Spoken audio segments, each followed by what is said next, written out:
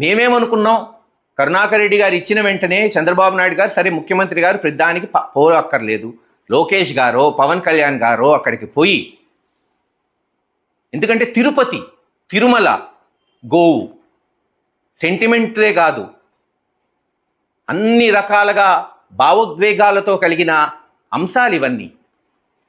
ఒక సీరియస్ ఇష్యూకి వాళ్ళు పోయి ఈవో వల్ల కావట్లేదు, చైర్మన్ గారి వల్ల కావట్లేదు, అధికారుల వల్ల కావట్లేదు, ఇంక ప్రజలు ఎటువైపు చూడాలి చెప్పండి? ఆ దేవుడి వైపే చూడాలి. మహాప్రభు, నువ్వు నిర్మించిన బిడ్డలం గోవుల్ని నువ్వే కాపాడుకో, ఇందాక చెప్పినట్టు ఆ దేవుడే అవతారం ఎత్తి రావాలేమో కాపాడాలంటే. ఎప్పటికైనా కళ్ళు తెరవండి.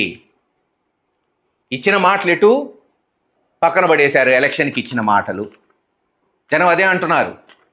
ఎలక్షన్కి ఇచ్చిన మాటలు నట్టేటిలో ముంచి, ప్రజల నోట గడ్డ కొట్టి, సొంత వారికి దోచిపెట్టి సభలకు ఎక్కువాడు సచ్చు పెద్దమ్మరా అంటున్నారు. ఆలోచించండి. అవి ఎటు పోయినాయి, వదిలేశారు. కనీసం ఇటువంటి సమస్యల మీదైనా స్పందించండి. వెంటనే దీని మీద చర్యలు చేపట్టండి. మీ టైం అంతా వైఎస్ఆర్సీపీ నాయకుల మీద కేసులు పెట్టామా, సోషల్ మీడియా వాళ్ళని అరెస్ట్ చేశామా, జగన్మోహన్ రెడ్డి గారిని బూతులు తిట్టామా, దీనికే అయిపోతుంది 9 నెలలు. దీనికే అయిపోయింది కూడా.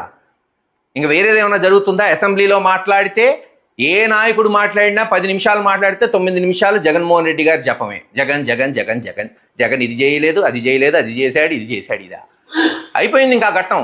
మొన్న ఎలక్షన్తో మీరు అధికారంలోకి వచ్చారు. ఇప్పుడు మీరేం చేస్తారు? మీరు ఎలా చేయబోతున్నారు? ఇచ్చిన హామీలు ఎలా నిలబెట్టుకుంటారు? ఎప్పటి నుంచి డబ్బులు ఇవ్వబోతున్నారు?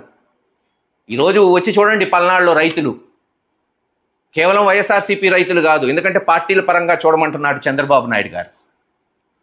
తెలుగుదేశం రైతులు తిట్టుకుంటున్నారు.